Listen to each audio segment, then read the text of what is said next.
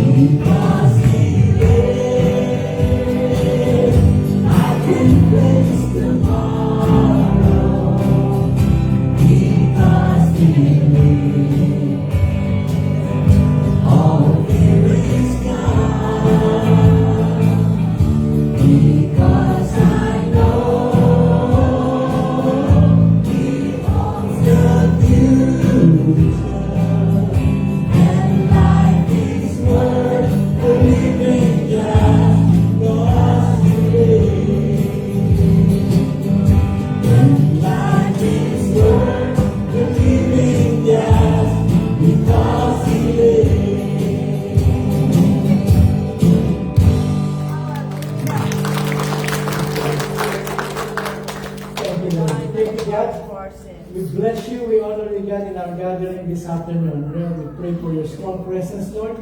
We pray, God, that your name and name alone will be honored in our gathering. We thank you, God, and we bless you. In Jesus' name, we can all say amen. Amen. Amen.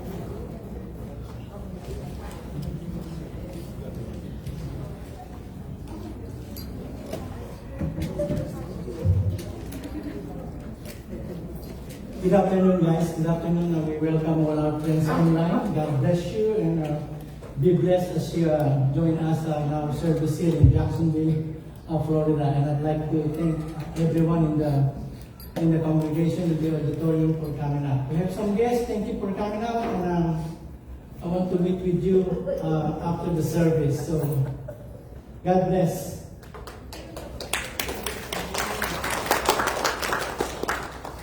So we'll be continuing on our Christmas series, since this is the best time to talk about Jesus.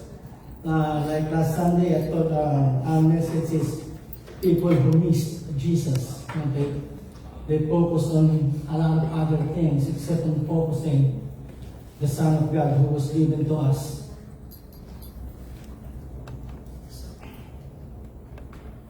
What child is this?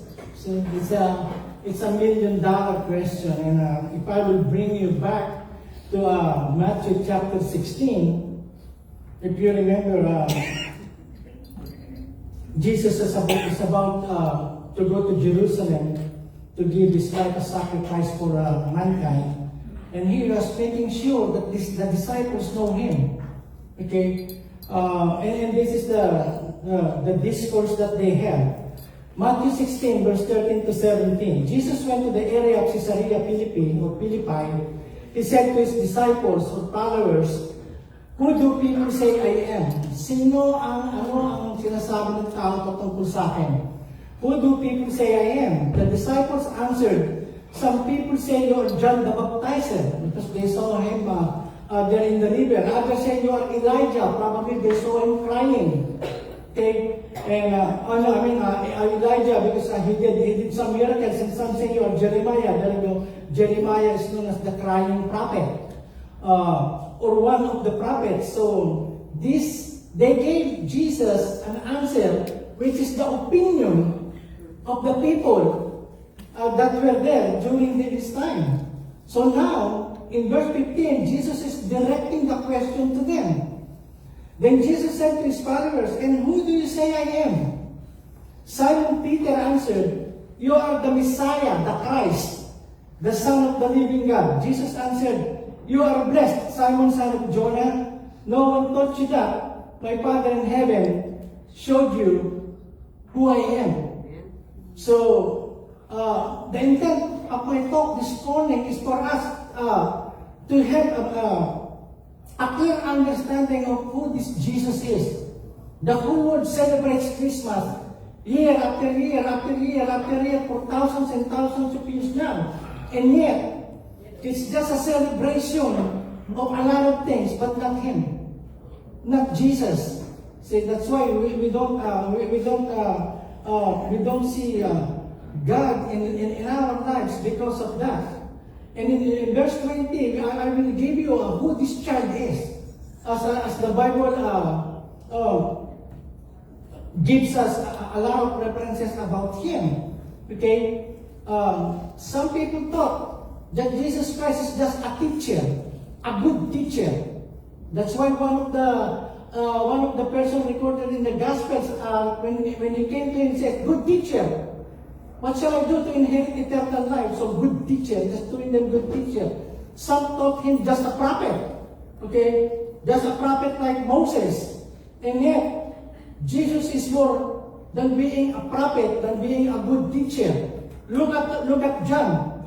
Look in John chapter 20. This is after the resurrection. And when he appeared first to the disciples on the first few days of his resurrection, Thomas was not in the group. Okay, he was absent. Like so many Christians, they absent themselves. And the time that they absent themselves, that's the time Jesus showed up. Okay? Thomas answered him. So he said, "Lord, I will only believe." He was saying, "I will only believe if I can touch you, if I can put my finger in the hole in your wrist and in your side, then I will believe." And Jesus Christ appeared to them physically. And this is the Thomas' response. Thomas answered Jesus. Look at how he addressed him. "My Lord and my God." Okay? And verse 20 is something we should take note. Look at verse 20. Jesus said to him, to Thomas, "Have you believed because you have seen me?" Naniwala ka ba dahil nakikita mo ako? Blessed are those who have not seen and yet have believed. If Jesus Christ is somebody else than who He claims Himself to be, if He is just tao lamang, He is just a human being empowered by God, then He could have correct what Thomas said. See, He did not correct. Thomas, wait. I am not Lord and I am not God. I am just one of the prophets that God sent. No, He did not correct because that's who He is. Okay? My Lord and my God. And then in John chapter 1, verse 1 and 14. These are all interesting. It speaks about who is this child is.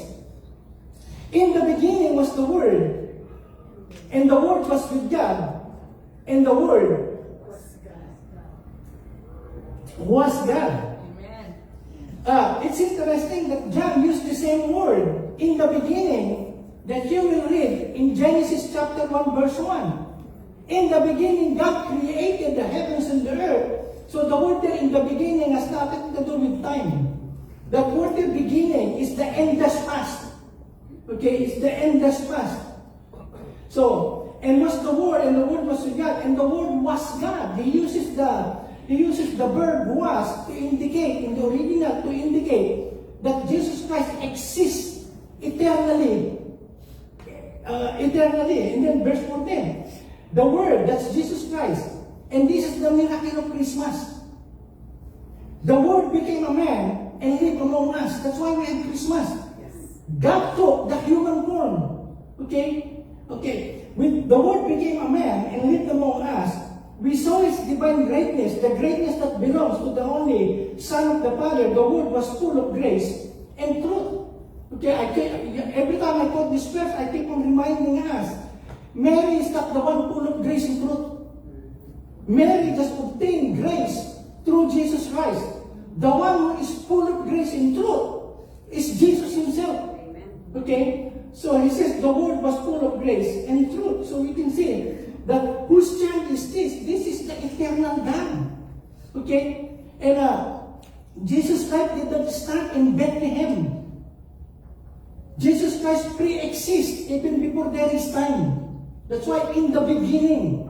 Because some people think, oh, He was born, He became a man, He became 12 years old, and then eventually became a man. No, He didn't start there.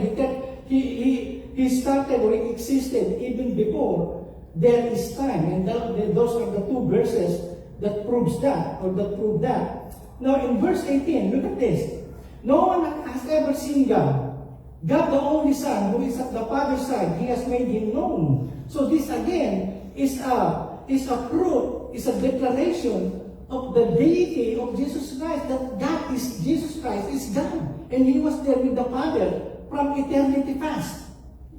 Okay? So Jesus' knowledge was overall. Another thing, you can see that Jesus' knowledge when He was on earth, though He did not use His omniscience in knowing everything, He did not use it 100% when He was a human being. Okay? And yet we can see a lot of references in the scriptures that He knows everything. He knows exactly what you're thinking. I know some of the food there can smell really good. See? He knows exactly what you're looking at me, looking at the screen. He knows exactly what you're thinking. What time you gonna end? Jesus' knowledge was overwhelming. It's astounding when you read the Bible. Look at this. I just took some few verses. And this is when He was choosing His disciples. Jesus saw Nathanael coming toward Him and said of him, "Behold, an Israelite indeed, in whom there is no guile." So nobody introduced Nathanael to Jesus. And then look at this. He said, "An Israelite indeed, in whom there is no deceit." An Israelite, probably he saw him praying under a fig tree. Nathanael said to him, look at Nathanael's question. "How do you know me? Bakit mo ko kilala? You know my name. No? How do you know me?" Jesus answered him, "Before Philip called you, when you were under the fig tree, I saw you." Nathanael answered him, "Rabbi, teacher, you are the Son of God. You are the King of Israel," because only God can have that kind of knowledge. Okay? And then in chapter 2, verse 24 to 25, look at this, the first miracle that He did in the wedding at Cana, when He turned water into wine. And look at this. But Jesus did not trust them, the many people that were there present, or the many people that have heard that He just did a miracle of turning water into wine. But Jesus did not trust them because He knew some people. He knew most of the people. It says there, He knew all people think. Okay? He did not need anyone to tell Him what a person was like. He already knew. The knowledge of Jesus Christ is outstanding. Do you know that what you are thinking right now, what you are wearing right now, Jesus already knows that even before your mom and dad have known each other. Hindi pa sila nag-date. Alam na nila yung suot mo, tsaka yan ang iniisip mo habang nakatingin ka sa akin. So exactly. And that's the knowledge of Jesus Christ. What child is this? Okay? And then in chapter 4, you remember the encounter with the Samaritan woman at the well? Look at this. Jesus was asking the woman to have a drink. And she was fetching water from the Jacob's well. And she's a Samaritan. And then it says, why are you are a Jew and you're asking me for water? Because Jews and Samaritan, they don't get along. Okay, they don't get along well. Back then, they have a very bad discrimination of each other. And then Jesus, look at what Jesus Christ says. And it said, if you only knew, before verse 15, if you only knew who is it who asks you of water, you will ask him of the living water. But anyway, it says, go get your husband. Says, talking to the woman, go get your husband, Jesus told her. But I'm not married. The woman replied, all too true, Jesus said. For you have had 5 husbands, like Elizabeth Taylor. I think Elizabeth has 7. Okay. All too true, Jesus said. For you have had 5 husbands, and you aren't even married to the man you're living with now. So Jesus Christ first time to meet that woman, and yet Jesus Christ knew the detail of his love life, or even her life. Okay? And then in verse 29, so the woman was so overwhelmed by the knowledge of Jesus about herself. Look at what he said. Come, see a man who told me all that I ever did. See, probably they took some more and gave him some more detail. You know, I know the name of that guy, I know where he lives, I know where you found him, I know how long you've been dating, I know all of those details. That's why when he came to the neighborhood, he said, come and see a man who told me that all that I ever did. Can this be the Christ? Can this be the Messiah? What child is this who knows everything about us? Do you know that Jesus Christ knows more about you than your spouse? Yes. See, some of you until now, you are married for 50 years, 40 years. There are still some in your life that your hubby or your husband or your wife does not even know. There are times you go to Walmart, they don't even know. John 21:17. Jesus said to them, you remember Simon Peter? Okay, after he's resurrected, he denied him 3 times. And now he confronted Peter. Okay, this is Peter. He said to Peter the 3rd time, Simon, son of John, do you love me? Peter was grieved because he said to him the 3rd time, do you love me? And look at his response. And Peter said to Jesus, Lord, you know everything. You know everything. You know that I love you. Jesus said to him, Peter, my sheep. What child is this? Who is God himself? And then his knowledge of every human being on everything that happened on this planet is known by him. There's no such thing as secret thing as far as God is concerned. He knows exactly, every detail of our lives. So that is the child that was born in Bethlehem 2,000 years ago. I was asking and requesting our musicians to sing me that song, or to sing us that song, Mary, Did You Know? Have you heard that song? Yes. Mary, did you know that your baby boy? Sing it. See? And it's got I forgot the name of who composed that song. But if you look at the you know, Matt Monroe? Elvis. But anyway, Mary does not even know that the baby that he is kissing or she was kissing is the face of God. Okay, so that song is a very good song. Now, okay, it's not only Jesus' words that are powerful, but also his words that tells us that he's God. What child is this? Who can walk on water? The disciples who were fishermen, they know that you cannot walk on water. But they saw Jesus Christ walking on water. Who can command storms and waves to cease and to calm down? Who can call a dead person like Lazarus, 4 days dead, can come to life again? Who can give sight to the blind? Who can give speech to the mute and give hearing to a deaf? Only Jesus Christ can do that. Only God can do that. No human being has ever done what Jesus Christ has done that we saw recorded for us in the scriptures. What child is this? This is God in human flesh. And that's the mystery of mysteries. And this is where a lot of people struggle. Okay? So if He is God, He got hungry, He got thirsty, He got tired, He slept. And then He even said, no one knows the second coming except the Father, not even the Son. You see, so sometimes it amazes us about the statements of Jesus because we don't see that He is 100% God and at the same time 100% human. Okay, so all the references about His being human, that is His other part when He became in theology, in Bible school, they call it the incarnation. Okay, the incarnation, that God, who is God, who is eternal, became limited as like us, so that we can understand Him, we can see Him, and we can touch Him, and we can make Him as an example that it is possible to live a life pleasing to God in this life. So the claim that Jesus made for Himself, this is exciting. It took me 7 weeks. If you remember, probably a couple of years ago. It took me about 2 weeks to discuss to you this. The claims that Jesus made for Himself under the category of the I ams. Ako nga. Okay? Now, and I showed you this graphic, the 7 I ams of Jesus, which you can only find in the Gospel of John. Okay? I am the true vine. Chapter 15, I am, says that.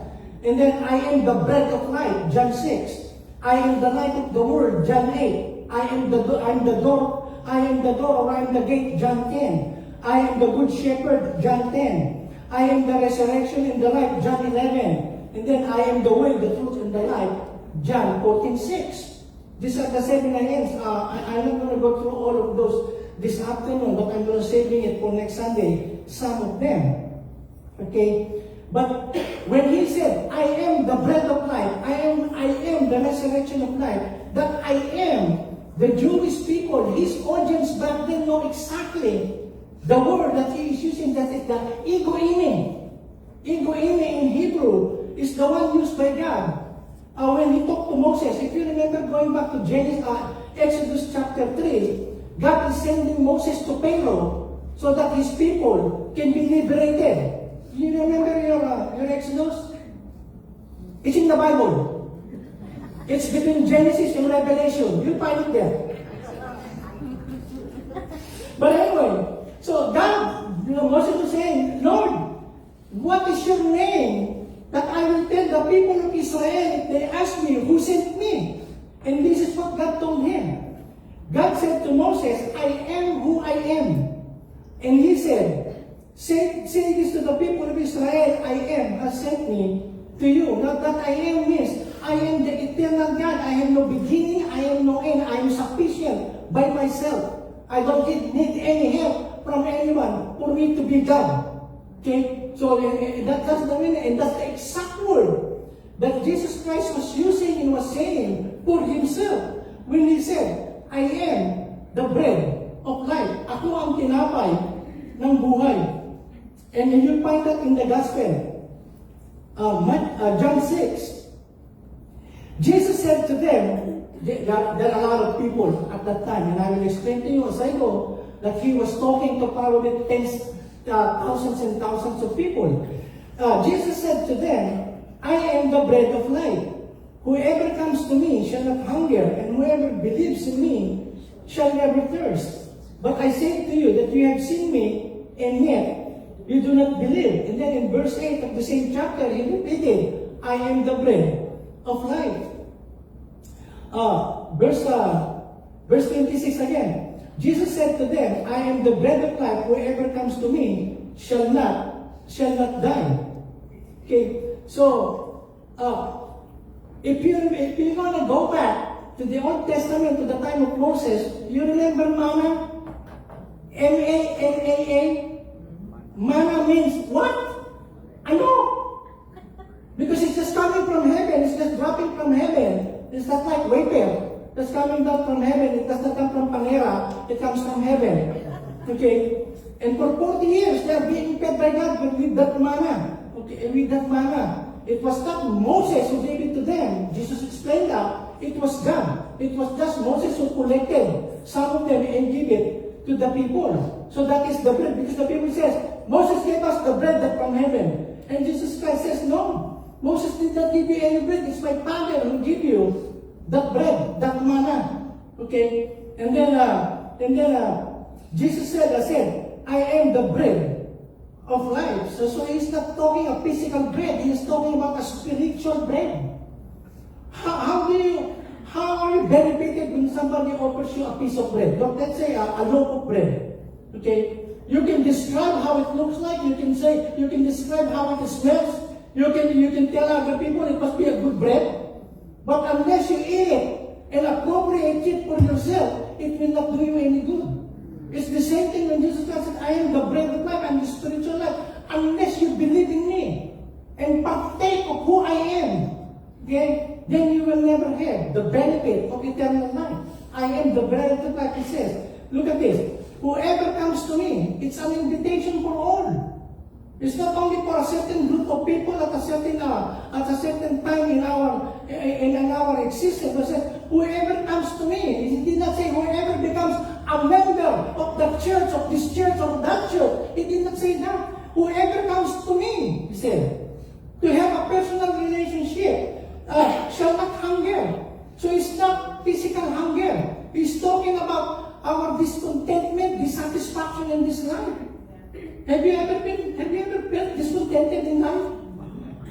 I'm talking now to the Filipinos. Okay? Then I'm going to come back to those who are not so English or not Tagalog. You remember when you were still back there in the Philippines, and your parents or your relative is filing the petition for you to be an illegal immigrant? Okay? And I believe that I can say this, that all of us in this room, none of us came from the border. We all went through the process of the immigration law. Yes. Some of us took 15 years, 20 years. Some of us, we are just a baby. And when we left the Philippines to be an immigrant here in the United States of America, so you remember back then, when we were still in the Philippines and our papers are being processed so that we can come here as an immigrant? What are we telling ourselves?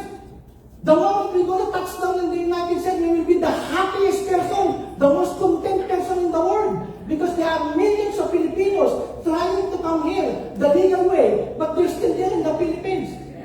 You see, that alone you can say a loud amen because you are blessed to be here in this country. And I don't care. I don't care if there are a lot of immigrants in this country who are saying bad words about America or saying a lot of bad things about America. This is still the best country in the whole planet. Amen.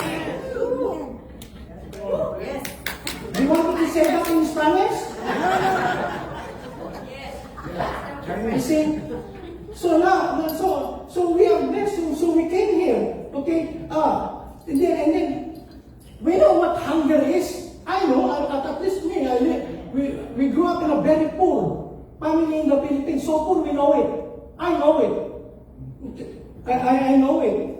So, you can only be benefited by food and enjoy food once you partake of it. So he's not talking about physical hunger, although we know that, but he's talking about spiritual hunger. Now, so many of us who have been here in America, we are so blessed. Look at your pantry.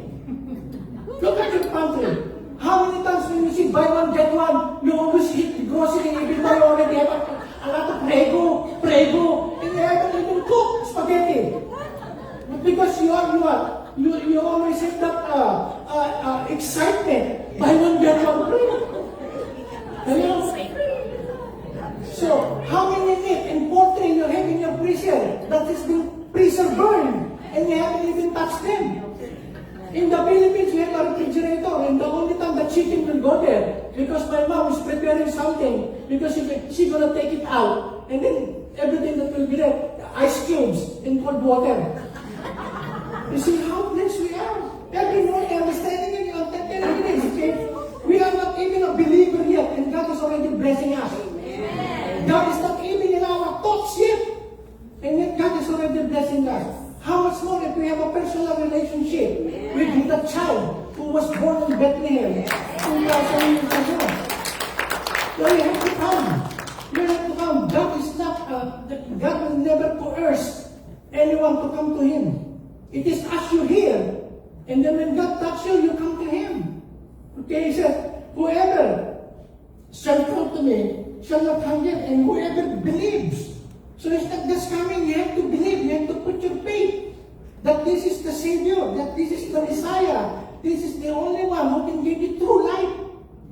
Okay, in this earth. But I said to you that you have seen me and yet you do not believe. As I said, I am the bread of life. Amen? Contentment. How many people are killing themselves because they are never contented in life? You see? How many times you buy new Christmas lights because the one you got last year is outdated? And now the one that you have, you're just thinking in just few days, you're gonna put it on the garage sale. Then buy again. Okay? How many times you just live, if I can only live in that subdivision, I can only own that thing, I can only have that savings. But then you got one of those and you're still wanting what more and more. You don't even know how much is how much. You know? It will never end until you have the child that was born in that manger 2,000 years ago. That's why Jesus said, I am the bread of life. I am all that you need. So that you will be what? You will be satisfied from your hunger on material things. They are not bad, they are not sinful, but it will never satisfy your longing. Jesus said to them, I am the bread of life. Okay, and then the next thing, Jesus Christ is the living water. So it's complete. It's not only bread, but He is also water. Look at what He says. The same instance when He met with that woman at the well, the Samaritan woman. Jesus answered her, if you knew the gift of God, and who it is that is saying to you, give me a drink, you would have asked Him, and He would have given you, what? Living water. It's not made by Cypress Hills. Okay? Jesus said to her, everyone who drinks of this water will be thirsty again. He was talking about that physical drink. But then he turned the conversation into something spiritual. But whoever drinks of the water that I will give him or her will never be thirsty again. The water that I will give him will become in him a spring of water welling up to eternal life. So he's talking about spiritual water that will what? That will well up unto eternal life. It will never end. And then in verse 58, on the last day of the feast, and that's where he was talking all of this, okay, and in chapter 7. In chapter 4, he was talking to the woman, he was saying, I am that water.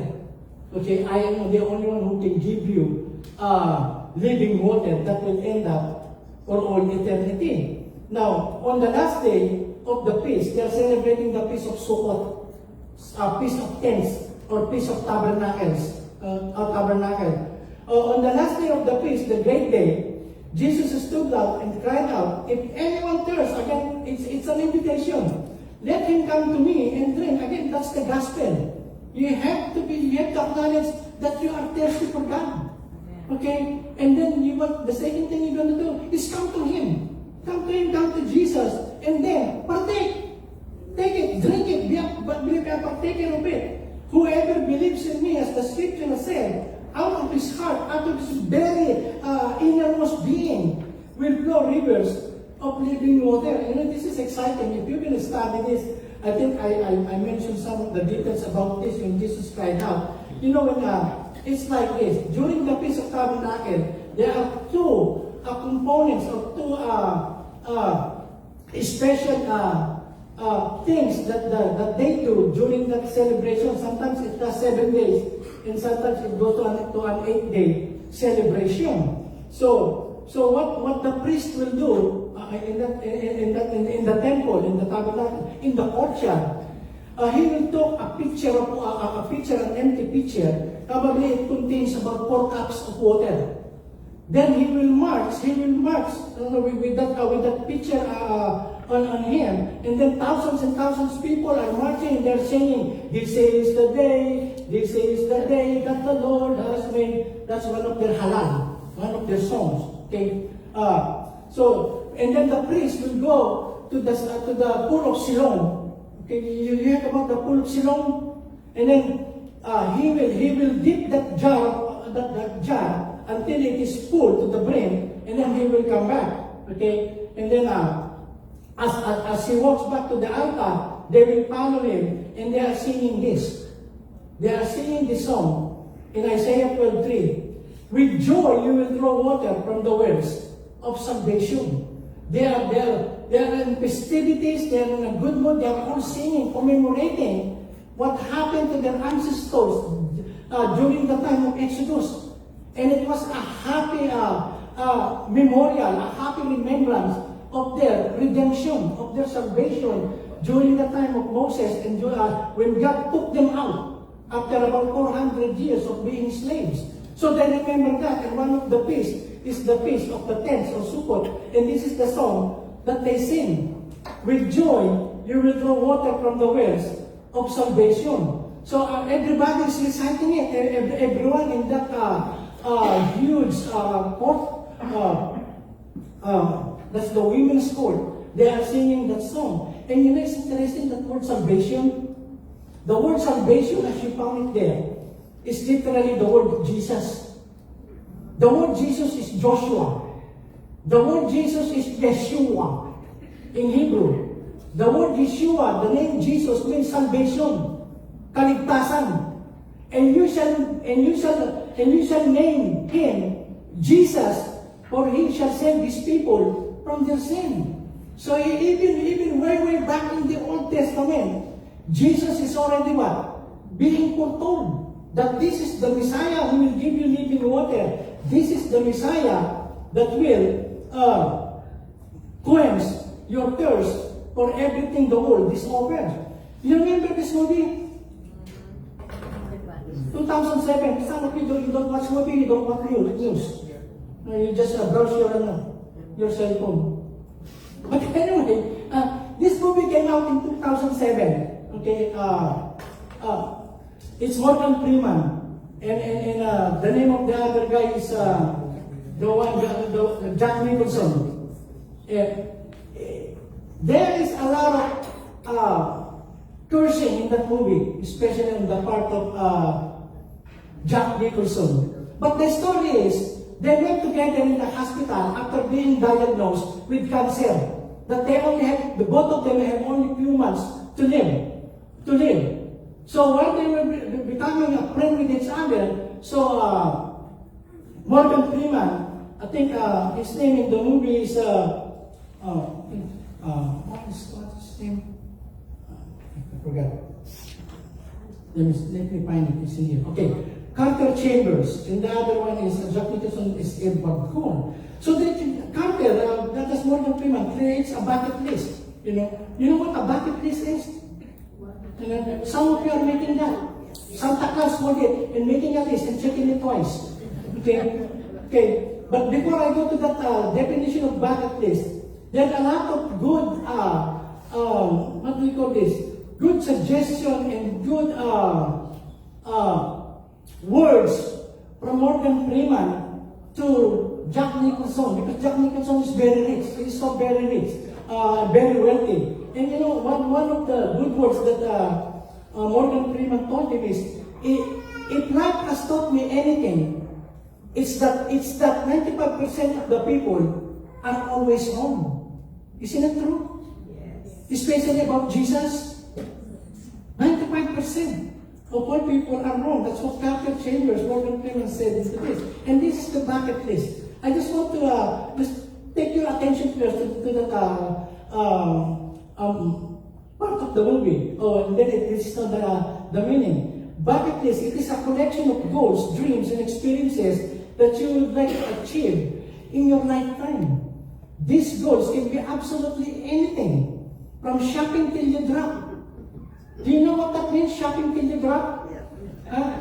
Pagod na pagod ka na, ayaw kong tumigil. Hello? Hello?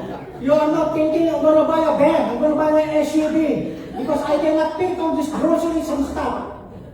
Hello? That's what it means. Shop till you drop. One of your bucket list, or just touring the world. Okay? And then, etc., etc., etc. Okay? So, and we make this bucket list. There's nothing wrong with it. There's nothing bad in it. It's not simple in it. But the thing that is problematic with that is that God is not even in our list. That's why Christmas come and go. And then we always want. We always just missing something. Because we did not put in our list, first on the list. I'm going to honor God, worship God, be a part of the body of the Lord, and then live in a life that is honoring to Him. Okay? So next time we make a wish, or we say, this is what I want. Even if I don't get it, even if I may have to wait years and years, if I have Jesus in my heart, then I'm good. I am good. Yes. See? Yes. This will be my last day on earth. That's very good for me. Okay, that will be very good for me to be with my Lord. So, that's what they did. They enjoyed life, and they enjoyed life, the two of them. And yet at the end, they found out that what matters in life are what? Family and love and faith. And we have those in Jesus Christ. So the second thing, He is not only the bread of life. He is what? He said, I am the light of the world. This is how they do it, okay? They make a makeshift or like tents to commemorate, and they are giving gifts and enjoying the festivities. And that's still that event where Jesus Christ says, I am the light of the world. Then Jesus spoke to them again saying, that's still in the temple. Then Jesus spoke to them again saying, I am the light of the world. He who follows me shall not walk in darkness, but have the light of life. Most of the time when the Bible speaks of darkness, it speaks about sin, death, and judgment. Okay? So that's what it means in the verse. Who will not walk in darkness, but have the light of life. And then in John 9, verse 5, he repeats it again, as long as I am the Word, I am the light of the world. And then in 8, verse 20, this is the setting of where Jesus Christ says on the top of His voice, He says, I am the light of the world. In these words, Jesus spoke in the treasury as He taught in the temple, and no one laid on Him for His hour had not yet come. So, when you're reading the Bible, sometimes you don't pay attention. What is the treasury? Do they have a lot of banks? Do they have a lot of ATM in the temple? No. In this particular feast or festival, they are commemorating. You remember back in the Old Testament times, one of God's provision to them is God provided for them a pillar of fire by night, haligi ng apoy sa gabi, okay, to give them light and also to protect them from their enemies. But during the day, God gave them a pillar of cloud to protect them from the heat. That is what? That is very harsh in the Palestinian or Middle Eastern setting. But they are commemorating that light. That is the Shekinah, glory of the Lord. That light is the very presence of God. And that's what they are celebrating. Not only the water, okay, that quench their thirst, but the light, okay, that God has given them for 40 years to give them guidance, to give them warmth, and to give them protection from their enemy. And you will read that in Exodus 3:14. Now, in the treasury, in the temple of Herod, it is a very massive structure, okay? And there is a court, there is what we call the court of the women. That is so big. It can accommodate thousands and thousands of people. That is the diagram for that courtyard. But in that courtyard, there you will find these opening boxes. There are 13 of them. Okay, they're designated in that square. And then in the Jewish tradition, they have one box for a certain kind of offering. If your offering is for the priest, then it's marked for the priest, for the temple, for the bread, for the orphans, for the poor. They have that. Okay? And then there is a sheep there when you drop your offering, your coins. They don't have paper money back then. Okay? So that's what they drop it and then they collect it. And it's also found in that same square. But in that square, there is also that giant candelabras. Okay, giant candelabras, those poles, they are being lighted for 7 days. They light it almost 24 hours a day, every day for 7 days. But every time it's getting, the oil is drying up, then they have to refill. Okay, and they are having fun all throughout the festivities. And the Bible tells us it was during the time that Jesus Christ stood in the middle of this gathering, and he says, I am the light of the world. You see, what he is saying, you're celebrating that light, and that light dims, that light get extinguished every week, every month, every year. But I am the light of the world. So that's what Jesus Christ is saying. And he who lives and believes in me will never be in darkness. So that's what he is saying. Okay, and it's so interesting that Jesus is proclaiming it to himself, that he is the light of the world. Look at what it says in John. 1 John 1:5. This is the message we have heard from him and proclaimed to you, that what? Read it. If Jesus Christ is saying, I am the light of the world, and here is God is light, then Jesus Christ is God. Amen. Okay? And in him there is no darkness at all. In the book of Psalms, the Lord is my light and my salvation. See, and Jesus Christ claimed it for himself. We are living in a dark world. You see how dark our world is? Okay? A lot of killings. Right now, our friends in Cambodia has been texting me. Cambodia and Thailand, they are now in a war. Okay? It's getting worse. And we have a lot of friends. We are supporting a lot of children in Cambodia. We are feeding them. In fact, we already sent our money to feed a lot of Cambodian children, their parents, and some orphans in Cambodia. But they said, Pastor, we cannot do a big celebration because the government of Cambodia has issued a nationwide decree. No big party and no big gathering. Because you never know, there will be some bombs and rockets coming in from Thailand. They are just what? Neighbors. Okay? And not only that, look at in America. Okay? If you want to get sick, what's the news? Who wants to get sick? What's the news? Okay? That's why I don't watch, the only time I watch the news, so that I can be updated of what's going on in the world, so I can update a lot of you, because some of you, most of you don't watch news. Hello? Some of you don't even know who's the vice president. Okay, you know it is Trump, but who's the vice president? Stop Googling it. Okay? So, and like I said, I watch sports most of the time, because at least in sports, there is one winner. There is somebody who wins. But most of the time, news are very depressing. Can you imagine? Billions of taxpayers' money are just being wasted, supported to terrorists. Somewhere there in Africa, where they could have been given to a lot of poor people. But anyway, it's a sick world, and it's a dark world. So we need the light. We are the light of the world. I discussed that to you. We are reflecting the very light of God that is in us. Jesus isn't like to be looked at. He's not a light to be looked at. He said, follow me. He is a light to be followed. I am a spiritual light, the true light. So that is Jesus. That is the child on the laying on the manger. What child is this? He is the bread of life, the light of the world. And then look at what it says here. And this is the testimony that God gave us eternal life. And this life is in His what? Is in His Son. Okay? Whoever has the Son has life. Whoever does not have the Son does not have life. Okay?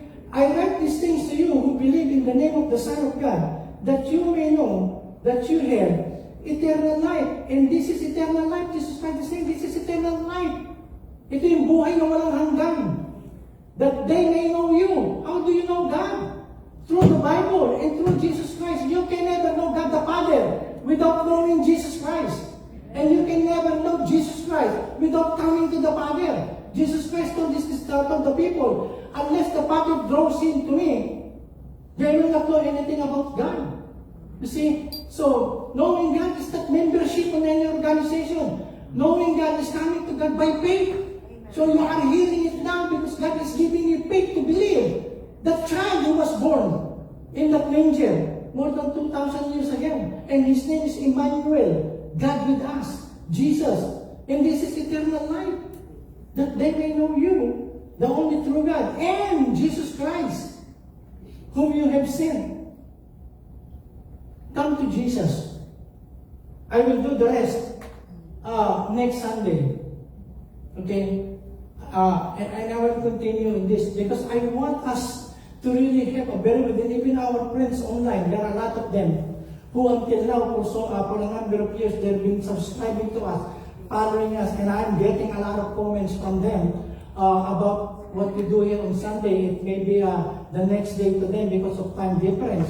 You know, this thing that we are doing is a blessing being a blessing to a lot of people. But in all of this talk that I'm doing here about Jesus Christ, it's because I want you to have a clear knowledge, a clear concept who this Jesus Christ is.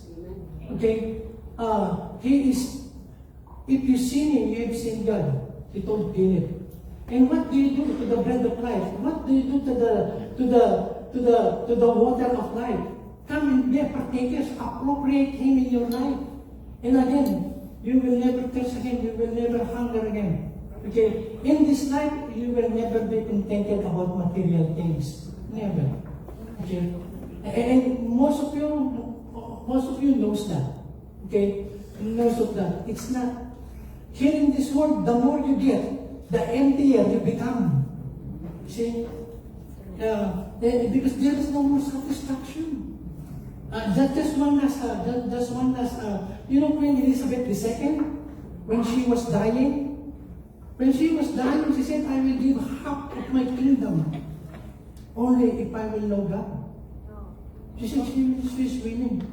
Okay? But you and I, and those friends watching on television, if you have Jesus Christ, then remain in Him. Be happy in Him.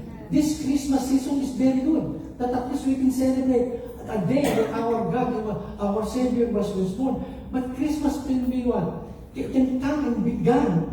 But if you have Jesus Christ in your heart, that will be 24/7. Okay? He is there to comfort you, to heal you, to give you contentment and satisfaction. And there is nothing on this earth will be able to do that. But it's up to you. It's up to you. Okay? Some of you have been invited to church. That's a blessing. Okay? Just being here and hearing the word of God, that in itself is a blessing. In the beginning was the Word, and the Word was with God, and the Word was God. When you hear it, you hear the very Word of God. And when you appropriate the Word in your life, you have what? You have the greatest Savior on earth, in heaven, and all of this creation of God. Amen? Amen. Lord, we thank you, God, and we bless you for your Word.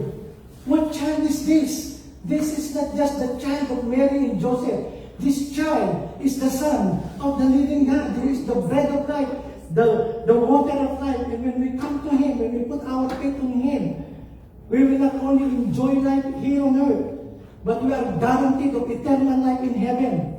And we will be spared of eternity in hell.